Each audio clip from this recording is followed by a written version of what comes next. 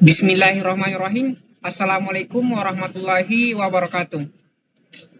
Pada video kali ini, kami kelompok 1 kelas A3 angkatan 2020 dari program studi pendidikan matematika, Fakultas Matematika dan Ilmu Pengetahuan Alam, Universitas Negeri Makassar, akan mempresentasikan sebuah tugas proyek dari mata kuliah pemodelan matematika yang diampu oleh Profesor Syafruddin SID, SSI, MSI, PhD dengan tema proyek pemodelan matematika terkait pengaruh penggunaan gadget pada anak usia dini terhadap kesehatan mata. Adapun anggota dari kelompok 1 yaitu Andi Rahmat, Mulyani Marhadi, Fistaria, dan Walfiani Sadat. Baik, langsung saja kita masuk pada pembahasan. Saya serahkan kepada pemateri pertama atas nama Walfiani Sadat. Saya akan menjelaskan latar belakang mengapa kami mengambil masalah pengaruh penggunaan gadget pada anak usia dini terhadap kesehatan mata. Nah, seperti yang kita ketahui bahwa perkembangan teknologi di Indonesia sudah sangat pesat. Berdasarkan data dari Badan Pusat Statistika menyatakan bahwa penggunaan telepon genggam di Indonesia meningkat 13 juta atau 3,6% pada tahun 2022 dari 65,87% pada tahun 2021 dan pada tahun 2020 sebesar 62,84%. Nah, dari data tersebut ditemukan bahwa sekitar 29% anak usia dini menggunakan telepon seluler di Indonesia pada tahun 2020. Berikut ini data yang dikutip dari laman Databox menyatakan bahwa pandemi COVID-19 mendorong anak-anak aktif menggunakan ponsel. Perhatikan diagram berikut di mana penggunaan ponsel di sini pada bayi sekitar 3,5%, kemudian pada anak balita sekitar 25,9%. Selanjutnya pada anak persekolahan sekitar 47,7%. Selanjutnya pada penggunaan internet di sini bayi menggunakan internet itu sekitar 0,9%. Selanjutnya pada anak balita sekitar 10,7% dan pada anak persekolahan sekitar 20,1%. Adapun penggunaan komputer pada bayi sekitar 0,04% dan pada anak balita sekitar 0,7%. Dan yang terakhir ada anak persekolahan sekitar 1,9%.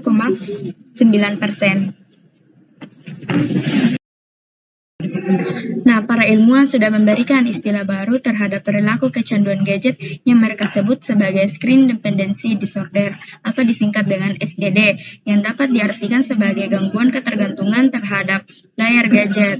Nah, sebuah penelitian terbaru menemukan 30% anak di bawah usia 6 bulan sudah mengalami paparan gadget secara rutin dengan rata-rata 60 menit per hari. Selanjutnya pada usia 2 tahun, 9 dari 10 anak mendapat paparan gadget yang lebih tinggi dan berpotensi membuat mereka mengalami SDD. Nah, perlu kita ketahui bahwa seorang anak yang mengalami SDD membawa dampak berbahaya bagi kesehatan mata mereka. Potensi gadget merusak mata anak dapat terjadi bila anak dibiarkan terlalu lama menatap layar gadget tersebut. Nah, terlalu sering menatap gadget akan membuat mata sakit, mudah lelah, dan kemampuan untuk berkonsentrasi. Berdasarkan latar belakang yang telah dijelaskan, maka dibuatlah sebuah pemodelan matematika, yaitu SUER, di mana S merupakan suspek, yaitu kelompok anak usia dini yang rentan terhadap pengaruh penggunaan gadget. U adalah user, merupakan kelompok anak usia dini pengguna gadget. E adalah expose, menyatakan kelompok anak usia dini yang mengalami kerusakan mata akibat pengaruh penggunaan gadget. Dan R adalah recovery, menyatakan kelompok anak usia dini yang pulih dari kerusakan mata akibat pengaruh penggunaan gadget. Dari pemodelan yang telah dibuat, maka terdapat beberapa asumsi-asumsi. Yang pertama adalah populasi yang diambil adalah kelompok anak yang mempunyai kemungkinan mengalami kerusakan mata akibat pengaruh penggunaan gadget pada rentang usia 0-8 tahun. Yang kedua, anak usia dini rentan terpengaruh menggunakan gadget akibat kesibukan orang tua. Berikutnya, anak usia dini yang rentan terhadap pengaruh penggunaan gadget berpotensi menjadi pengguna gadget ketika berinteraksi dengan anak usia dini yang kecanduan gadget. Berikutnya, penggunaan gadget secara berlebihan pada anak usia dini dapat mengakibatkan kerusakan mata. Lalu yang berikutnya, adanya kematian alami pada masing-masing populasi dan adanya individu yang berumur lebih dari 8 tahun keluar di setiap populasi. Berikutnya, kematian anak usia dini karena kerusakan mata akibat pengaruh penggunaan gadget jarang terjadi. Lalu selanjutnya, anak usia dini yang mengalami kerusakan mata akibat pengaruh penggunaan gadget dapat diobati. Dan yang terakhir, anak usia dini yang telah diobati tidak menutup kemungkinan untuk kembali rentan terhadap pengaruh gadget disebabkan gadget tidak sepenuhnya berdampak negatif. Adapun parameter-parameter yang kami gunakan dalam model SUR sebagai berikut. Yang pertama, delta sebagai jumlah individu yang masuk, di mana individu yang masuk adalah anak usia 0-8 tahun yang rentan terhadap pengaruh penggunaan gadget. Yang kedua adalah mu sebagai jumlah individu yang keluar, di mana individu yang berumur lebih dari 8 tahun dan meninggal. Kemudian dikenal alfa, beta, gamma, dan theta yang menunjukkan laju perpindahan dapat terjadi di setiap populasi, di mana alfa sebagai tingkat kesibukan orang tua yang mempengaruhi kelompok anak usia dini rentan menggunakan gadget. Beta sebagai tingkat penggunaan gadget secara berlebihan. Gamma sebagai tingkat pengobatan anak usia dini yang mengalami kerusakan mata akibat pengaruh penggunaan gadget. Dan theta sebagai tingkat anak usia dini yang telah diobati tidak menutup kemungkinan untuk kembali rentan terhadap pengaruh gadget. Hubungan keempat populasi disajikan dalam bagan berikut ini. Seperti kita sudah ketahui bahwa S itu merupakan suspek, U merupakan user, E merupakan expose, dan R merupakan recovery. Berdasarkan asumsi-asumsi dan parameter, diperoleh laju perpindahan parameter pada setiap populasi yang dapat dilihat pada bagan tersebut.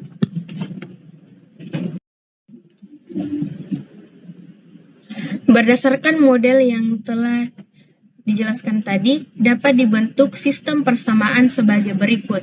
Yang pertama, ds per dt sama dengan delta ditambah theta kali r dikurang delta e ditambah mu dikali s. Ini merupakan persamaan pertama.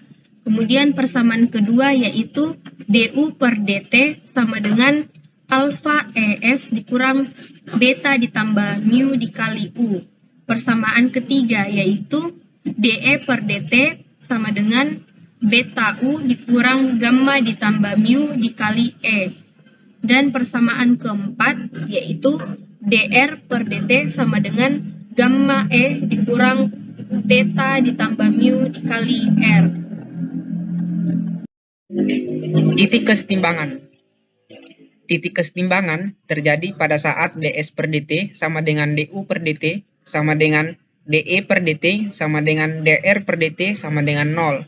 Sehingga diperoleh untuk persamaan 1, ds per dt sama dengan delta ditambah theta r dikurang alfa es dikurangi dengan mu s sama dengan 0. Sehingga s sama dengan delta ditambah theta r per alfa e ditambah mu. Untuk persamaan kedua, du per dt sama dengan alfa es dikurangi dengan beta u dikurangi dengan mu u. Sehingga u diperoleh alfa es per beta ditambah mu.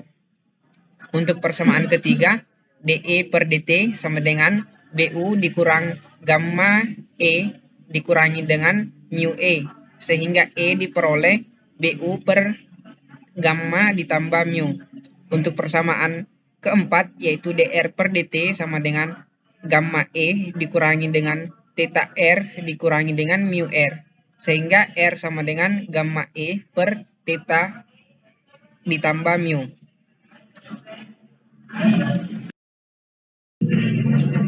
Titik kesetimbangan bebas. Untuk menentukan titik kesetimbangan bebas, maka diasumsikan E sama dengan 0, yang artinya tidak terdapat kelompok anak usia dini yang mengalami kerusakan mata akibat pengaruh penggunaan gadget. Sehingga dengan mensubstitusikan E sama dengan 0 ke persamaan 1, persamaan 2, persamaan 3, dan persamaan 4, maka diperoleh nilai titik kesetimbangan bebasnya yaitu E sama dengan delta per mu, U sama dengan 0, E sama dengan 0, dan R sama dengan 0.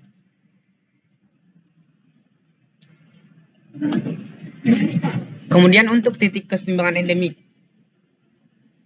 Untuk mengetahui titik kesetimbangan endemik, maka diasumsikan E tidak sama dengan 0, yang berarti terdapat kelompok anak usia dini yang mengalami kerusakan mata akibat pengaruh penggunaan gadget. Dengan menggunakan Maple, maka diperoleh titik kesetimbangan endemik seperti berikut. Analisis kestabilan. Pertama, menentukan matriks Jacobi. Kita misalkan F1 itu sama dengan delta ditambah theta R dikurangi alpha ES dikurangi dengan mu S, kemudian F2 sama dengan alpha ES dikurangi dengan beta U dikurangi dengan mu U, kemudian F3 sama dengan beta U dikurangi dengan gamma E dikurangi dengan mu E, dan F4 sama dengan gamma E dikurangi theta R dikurangi dengan mu R. Untuk menemukan matriks Jacobi, maka kita menggunakan rumus matriks Jacobi, yaitu pada baris 1 merupakan df1, pada baris 2 merupakan df2, pada baris 3 merupakan df3, dan pada baris keempat merupakan df4. Kemudian pada kolom 1 itu diturunkan terhadap S, kemudian pada kolom kedua diturunkan terhadap U, pada kolom ketiga diturunkan terhadap E, kemudian pada kolom keempat diturunkan terhadap R. Maka dengan menggunakan Maple diperoleh matriks Jacobi seperti berikut. Setelah kita menemukan matriks Jacobi awal, maka kita akan mencari matriks Jacobi dari titik kesetimbangan bebas. Untuk mencari matriks Jacobi dari titik kesetimbangan bebas, maka tinggal mensubstitusikan nilai titik kesetimbangan bebas ke dalam matriks Jacobi awal. Maka diperoleh matriks Jacobi seperti berikut ini.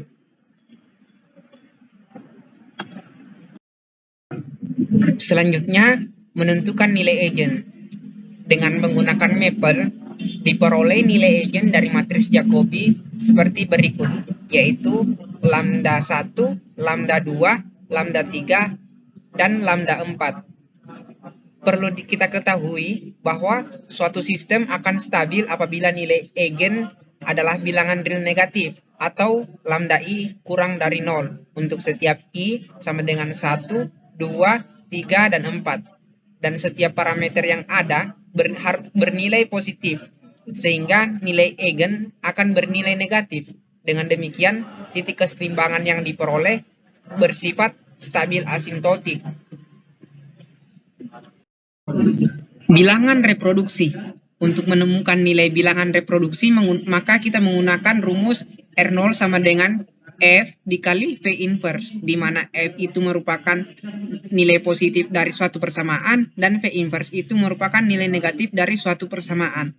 Karena kami di sini menggunakan 4 populasi, maka digunakan 2 persamaan, yaitu du per dt sama dengan alpha es dikurangi dengan beta ditambah mu dikali u, dan de per dt sama dengan beta u dikurangi dengan gamma ditambah mu dikali E. Selanjutnya kita akan menentukan nilai F. Nah, karena nilai F ini merupakan nilai positif dari suatu persamaan, maka kita ambil nilai positif dari persamaan pertama, yaitu alpha ES, dan 0 sebagai nilai positif dari persamaan yang kedua. Setelah kita menemukan nilai F, maka kita turunkan nilai F terhadap U dan terhadap E untuk menemukan matriks F, yaitu 0, alfa S, 0, dan 0. Kemudian menentukan nilai V. Nilai V ini kita ambil nilai negatif dari persamaan 1, yaitu BU ditambah mu U, dan nilai negatif dari persamaan 2, yaitu gamma E ditambah mu E dikurangi dengan beta U. Kemudian kita turunkan nilai V terhadap U dan terhadap E untuk menemukan matriks V, yaitu beta ditambah mu, 0 min beta, dan gamma ditambah mu. Selanjutnya mencari inverse dari V. Rumus inverse sendiri yaitu 1 per determinan dikali dengan adjoint. Maka diperoleh V inverse sama dengan 1 per beta ditambah mu, 0, beta per beta ditambah mu dikali gamma ditambah mu, dan 1 per gamma ditambah mu. Setelah kita menemukan F dan V inverse, substitusikan ke dalam R0 sama dengan V dikali V inverse. Maka diperoleh R0 sama dengan alfa dikali beta dikali S per beta ditambah mu dikali gamma ditambah mu, alfa S per gamma ditambah mu, dan 0, kemudian 0. Selanjutnya, kita akan mencari nilai eigen dari R0. Diketahui bahwa determinan lambda I dikurang R0 sama dengan 0. Maka kita perlu menemukan lambda I dikurangi dengan R0. Sehingga diperoleh lambda dikurang dengan alfa beta S per beta ditambah mu dikali gamma ditambah mu minus alfa S per gamma ditambah mu, kemudian 0, dan lambda. Kemudian menentukan determinan dari lambda I dikurangi dengan R0 sama dengan 0. Diperoleh lambda dikurangi dengan alfa beta S per beta ditambah mu dikali dengan gamma ditambah mu dikali dengan lambda sama dengan 0. Dari persamaan di atas, maka diperoleh lambda 1 sama dengan alfa beta S per beta ditambah mu dikali gamma ditambah mu, dan lambda 2 sama dengan 0. Nilai lambda terbesar menjadi bilangan reproduksi dasar, sehingga R0 yang memungkinkan adalah lambda 1. Kemudian substitusikan S sama dengan delta per mu ke R0, maka diperoleh R0 sama dengan alfa beta S per beta ditambah mu dikali dengan gamma ditambah mu dikali dengan mu. Pada bagian simulasi numerik, kita akan mengasumsikan nilai-nilai variabel dan nilai-nilai parameter. Berikut ini disajikan nilai-nilai variabel mulai dari variabel S, U, E, sampai dengan variabel R. Kita asumsikan variabel S memiliki nilai yaitu 0,2, variabel U memiliki nilai yaitu 0,1, variabel E memiliki nilai yaitu 0,02, dan variabel R memiliki nilai yaitu 0,01. Beberapa nilai variabel tersebut diasumsikan sebagai nilai awal. Untuk asumsi nilai-nilai parameter terbagi atas dua bagian, pertama untuk R0 kurang dari 1, dan kedua untuk R0 lebih dari 1. Pertama, kita akan bahas untuk R0 kurang dari 1. Berikut ini disajikan nilai-nilai parameter yang membuat bilangan reproduksi dasar kurang dari 1. Diketahui, terdapat beberapa parameter, kita asumsikan delta bernilai 0,2, alfa bernilai 0,05, beta bernilai 0,07, gamma bernilai 0,15, theta bernilai 0,03, dan mu bernilai 0,1. Pertama, kita akan menghitung bilangan reproduksi dasarnya dengan mensubstitusikan nilai-nilai parameter yang diasumsikan ke dalam rumus R0, maka diperoleh R0 bernilai 0,16466 sekian. Hal ini berarti bahwa seorang anak usia dini yang mengalami gangguan kesehatan mata tidak akan menyebabkan anak usia dini yang rentan terhadap pengaruh penggunaan gadget menjadi pengguna gadget ketika terjadi interaksi. Selanjutnya, kita akan menemukan titik kesetimbangan bebas. Dari nilai-nilai parameter yang kita asumsikan, kita substitusikan masuk ke dalam titik kesetimbangan bebas, maka diperoleh titik kesetimbangan bebas dari nilai parameter tersebut, yaitu S sama dengan 2, U, E, dan R sama dengan 0. Dari titik kesetimbangan tersebut, dapat diketahui bahwa sebanyak 2 anak usia dini yang rentan terhadap pengaruh penggunaan gadget. Sementara itu, tidak ada anak usia dini yang menggunakan gadget, tidak ada anak usia dini yang mengalami kerusakan mata, dan tidak ada anak usia dini yang pulih dari kerusakan mata akibat pengaruh penggunaan gadget. Kemudian, kita akan menemukan nilai eigen. Dengan menggunakan bantuan Maple, maka diperoleh nilai eigen dari nilai-nilai parameter yang kita asumsikan, yaitu sebagai berikut.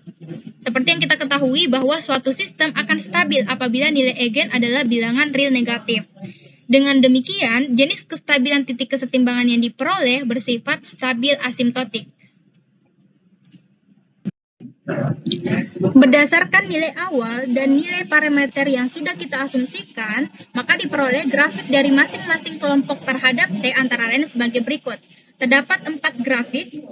Grafik yang berwarna merah menunjukkan populasi S, di mana jumlah anak usia dini yang rentan terhadap pengaruh penggunaan gadget meningkat dari bulan pertama, lalu mencapai titik kesetimbangan pada bulan ke-50.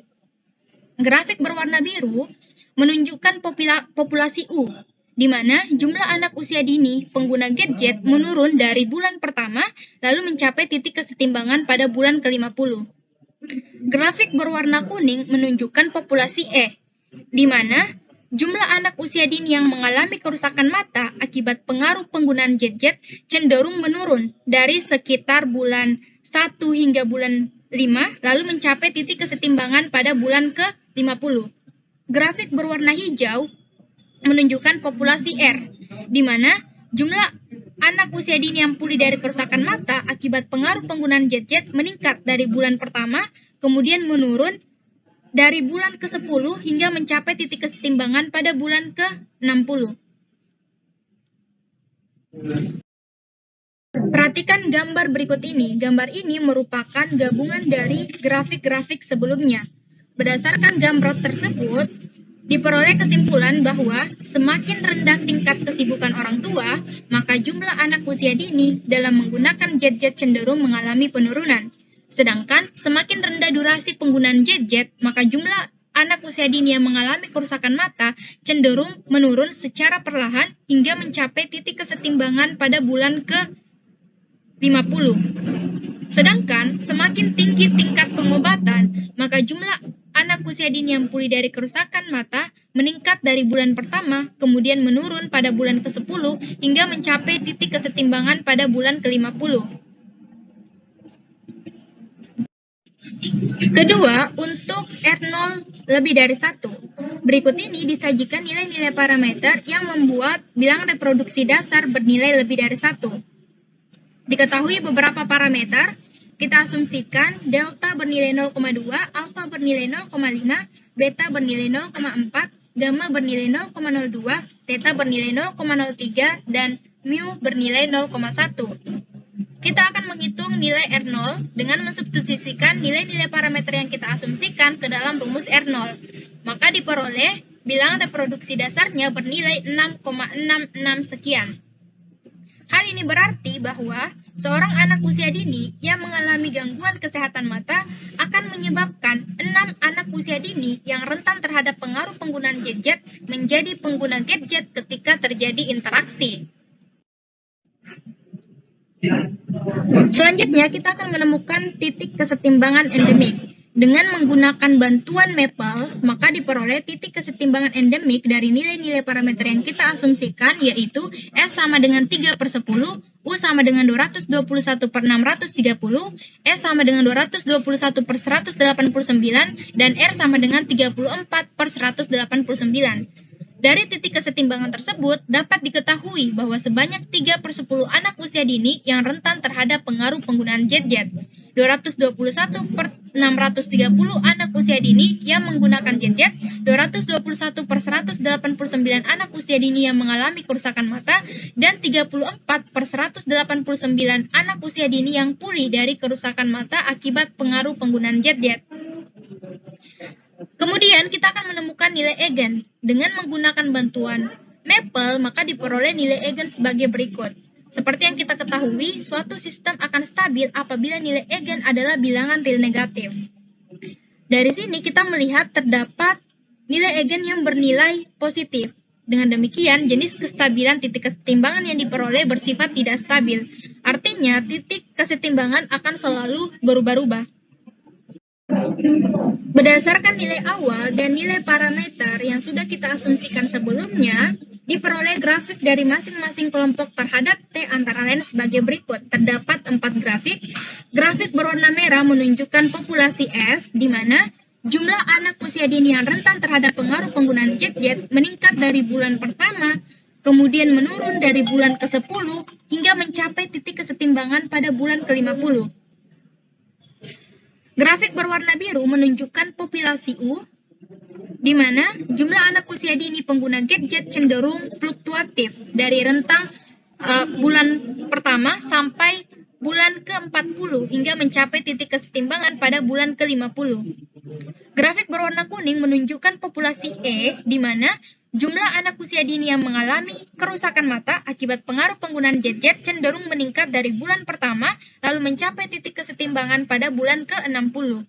Grafik berwarna hijau menunjukkan populasi R, di mana jumlah anak usia dini yang pulih dari kerusakan mata akibat pengaruh penggunaan jet-jet cenderung meningkat dari bulan pertama lalu mencapai titik kesetimbangan pada bulan ke-90. Perhatikan gambar berikut ini. Gambar ini merupakan gabungan dari grafik-grafik sebelumnya. Berdasarkan gambar tersebut, diperoleh kesimpulan bahwa semakin tinggi tingkat kesibukan orang tua, maka jumlah anak usia dini dalam menggunakan jet-jet cenderung mengalami fluktuatif dari bulan pertama hingga bulan ke-40. Namun, sekitar bulan ketiga atau ke-4 sampai bulan ke-20 mengalami peningkatan drastis, lalu menurun kembali dalam beberapa bulan hingga mencapai titik kesetimbangan pada bulan ke-50. Sedangkan, semakin tinggi durasi penggunaan jet-jet, maka jumlah anak usia dini yang mengalami kerusakan mata mengalami peningkatan dari bulan pertama hingga mencapai titik kesetimbangan pada bulan ke-60. Selain itu, semakin rendah tingkat pengobatan, maka jumlah anak usia dini yang pulih dari kerusakan mata tetap mengalami peningkatan secara perlahan dari bulan pertama hingga mencapai titik kesetimbangan pada bulan ke-90.